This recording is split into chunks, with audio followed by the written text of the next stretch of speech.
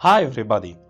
If you work on a complex composition and you want to know the relationship and the connection between composition, which composition is inside which composition, this helps us a lot to switch between composition. Let's see the flow chart.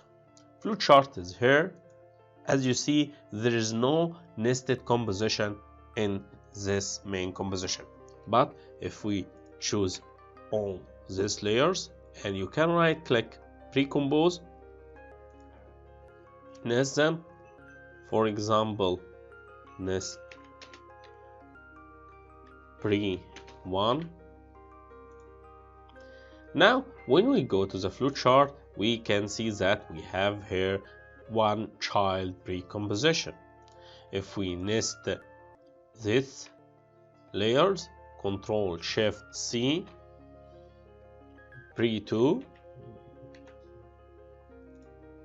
you can see now that this main composition has two sub pre-composition. If we go inside this composition and we nest these layers, Control Shift C, as you see, we here in the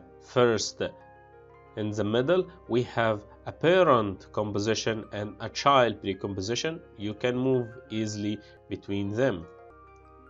Here, as you can see